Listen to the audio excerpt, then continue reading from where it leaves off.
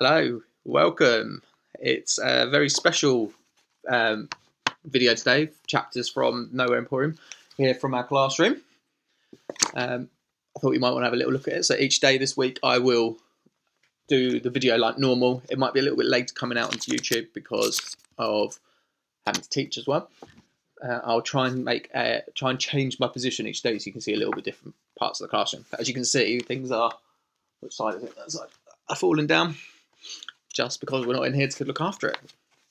Right, chapter 11, Blade of Fire it's called. Next morning, the view from the shop window was very different to what Daniel had grown used to. There were no canals, no colourful shutters.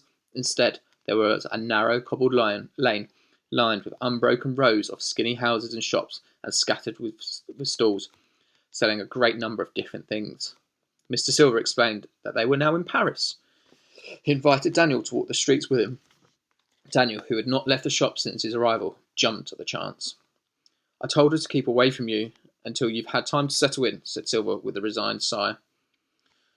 "Was she rude to you?" "She has a habit of being a bit rude." "No, she wasn't rude. I like her. She showed me around and let me see her favourite wonder." Silver gave Daniel a sideward glance. "She has a favourite?" "Yep, the leap of faith." As they walked, Daniel became aware that Mr. Silver was undoubtedly disguising a limp. His right leg seemed stiff, and he gritted his teeth when the weight shifted to that side. "Do you mind me asking, is it true that Ellie can't leave the shop?" said Daniel. Silver seemed caught off guard by this question. "She had a condition that prevents her from going outside," he said. He did not elaborate. "What sort of condition?" asked Daniel. "A disease? What will happen if she does go out?" Silver grimaced. He rubbed his leg. "Look, Ellie is safe in the Emporium. That's all you need to know." "And is it true that the customers can't see her?" Silver gave him an irritated look. "Yes." "And that's part of her condition as well?" Silver nodded, grimaced again. "No more of this," he said. "We're not here to discuss Ellie." "Of course not," said Daniel, and he knew not to push too far. "Why are we here?" "Looking for something," said Silver. "I know what it is when I see it." "Is your leg all right?" "Fine."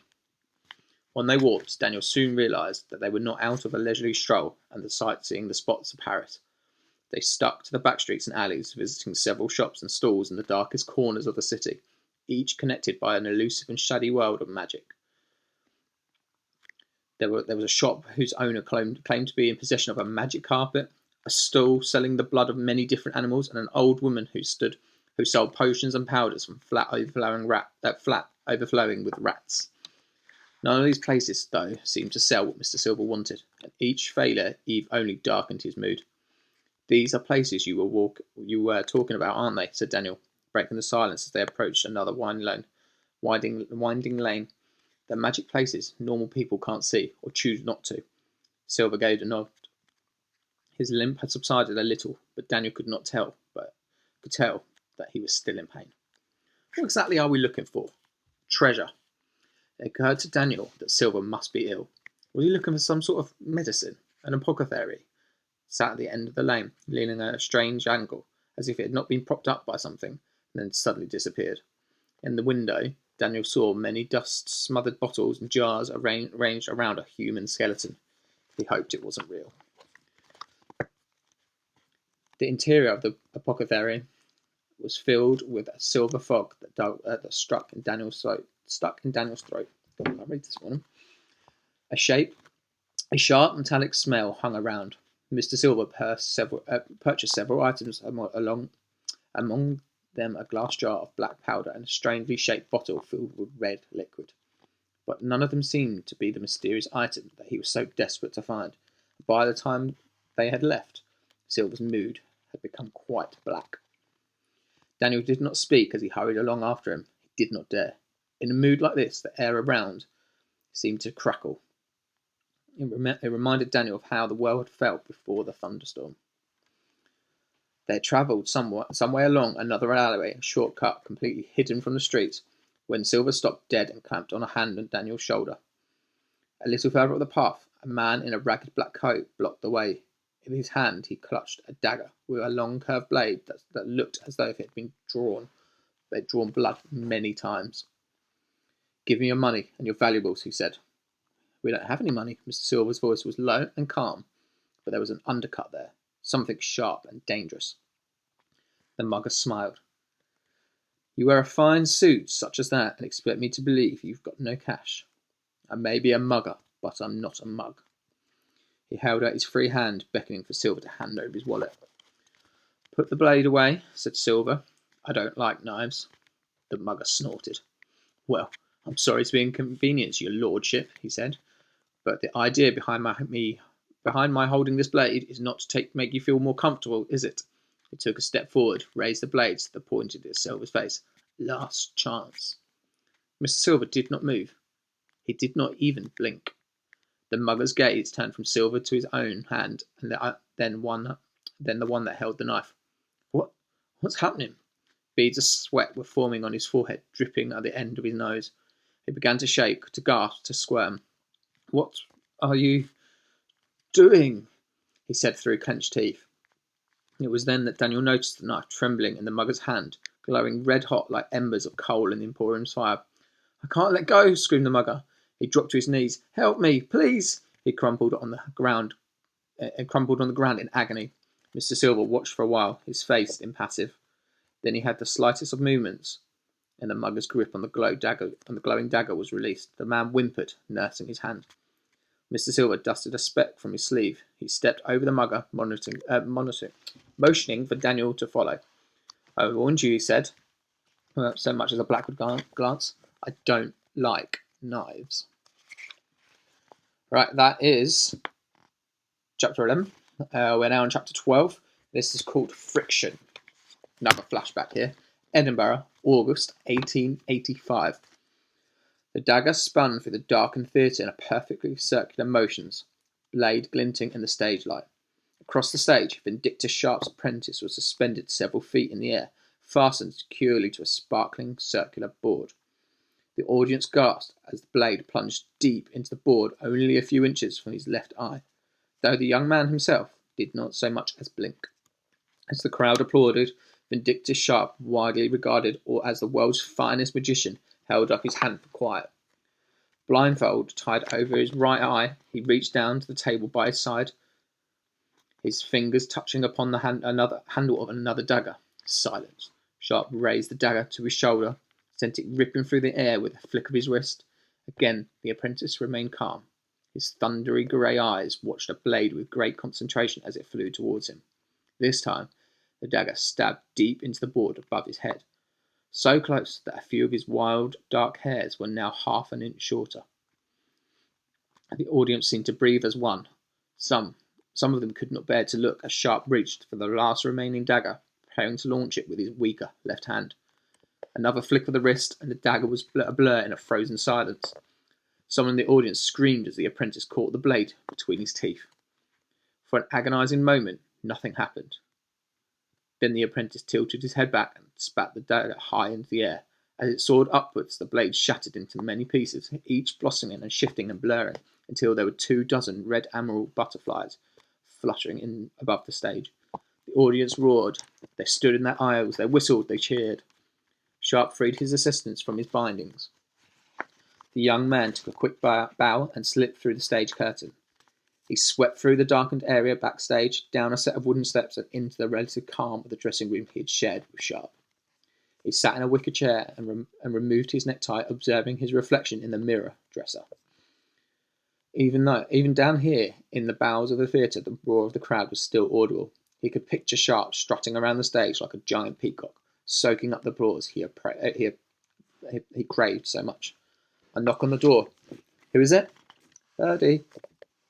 A smile flashed across the young man's face. He darted up from the chair, grabbing a bunch of drooping white roses from a glass vase on the dresser. He waved a hand over the flowers. Clouds of colour instantly flooded the petals, billowing like ink through water. In a moment he was holding what might have been a freshly picked bunch of roses, save for the fact that they were in shades that did not exist, deep blues and silver greys. Come in. When Birdie entered wearing a flowing gown of black and gold, he rushed to her, planting a kiss on her hand, pushing the flowers into her arms. You've learned some manners, she said.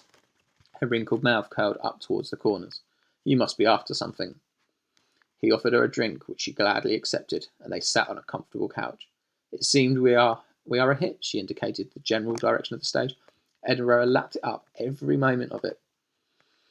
The young man made no reply. He scratched the tip of his nose. Bertie frowned. What's on your mind, boy? I'm not sure I should say. I must remember my place. You're having doubts about our project, Bertie said. For a long time he did not answer. Then he took a deep breath. Not doubts exactly, more like I'm struggling to understand the point of what we're doing. Every night I stand on the stage and I watch the faces in the crowd, knowing that they believe our shows to be nothing but trickery and misdirection. They think we're fakes. Bertie contemplated this. And what do you think? And what would you like to do instead? She said, her voice calm and warm. Tell them magic is real. Of course not. I just want, I don't know, something bigger. I want to change the way they see the world. Bertie frowned at the moment, but she could not hide the twinkle in her eyes. And what exactly might that something bigger be? The apprentice hesitated and then reached into the silk-lined pocket, bringing out a black leathery book, similar in size to a diary. I have ideas, he said, waving the book in the air. Would you like to look at them for me, Bertie? I don't expect any promises, but perhaps, if you like some of my concepts, you can talk to him. He will listen to you. He stopped. Vindictus Sharp stood in the doorway like a great bear, his blue eyes blazing. He waved his hand, and the black book broke free of the young man's grip, zipping across the room to his waiting into his palm. The apprentice cringed as his mentor thumbed through several of the pages. You have spent a great deal of time on these ideas, haven't you? The apprentice felt a little hope rise in his chest. He nodded. Yes, sir. And you believe you have the skill to pull these off successfully? Another nod. Sharp began to laugh. But it was not a laughter of good humour or affection. It was a laugh designed to hurt. Then you are deluded, he said, and he tossed the book into the fire. Vindictus, is that necessary? Said Bertie. I will not tolerate the arrogance of a teenager with ideas above his station, spat Sharp. He strode to the dressing table and poured himself a large drink, downing it in one. Then he opened his arms, motioned around the room. You think that you are better than this? No, sir, said the apprentice. Of course not. I don't wish to seem ungrateful. Then keep your mouth shut.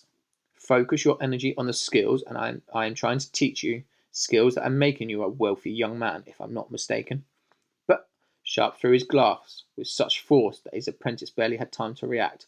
The young man shot up a hand at the last second, and the glass changed direction, bending around his head and shattering against the wall. Enough of this, said Bertie. She did not raise her voice, but the severity of her tone was enough to capture Sharp's attention. He turned away and sat at the dresser, filled another glass. Bertie placed a hand on the apprentice's shoulder. I think it's best you go ahead to the hotel and give Vindictus a little time to cool off. He's under great pressure this evening. Opening night in Edinburgh can crack even the hardest egg. Yes? The young man managed a half smile. As you say, I shall see you here tomorrow. Good night. He kissed Bertie on the cheek and exited without another glance at Sharp. He was so flustered that he did not remember to pick up his book from the floor. When she was sure the boy had gone, Bertie retrieved the book and sat on the comfortable couch, flipping through the pages. Don't chase him away, she said, without looking up. He's not like anyone else. You can take almost any urchin from the streets and teach them how to turn a rag into a pretty scarf. But the talent in this is rare, as you have insisted on telling me over the years. He is exceptional. His ideas are exceptional. Sharp glared at her in the mirror. He is not as talented as he believes. He needs a lot of work. He must be reminded of this now and then. How? By almost killing him with a glass to the head? I can see what's really going on, Vindictus. You are intimidated by this boy's abilities. You see him as a threat to your crown. Sharp did not respond, choosing instead to fill his glass for a third time. Bertie stood up and leaned heavily on her cane as she limped to the door. Good night, Vindictus. I hope to find you in better spirits tomorrow. A word of warning. The boy is too talented to waste. If you cannot work with him, then I will find someone who can. She left without saying another word and was escorted through the plush red carpeted corridors of the theatre into the waiting carriage. As the horses carried her off through the warm Edinburgh night, Birdie turned the book over in her old hands, reading and rereading the inscriptions on the cover. The Wonders of Lucian Silver. And that is that. That's chapters 11 and 12 today. Join me back here tomorrow for chapter 13 at least. Until then, stay safe, keep at home. I'll see you tomorrow.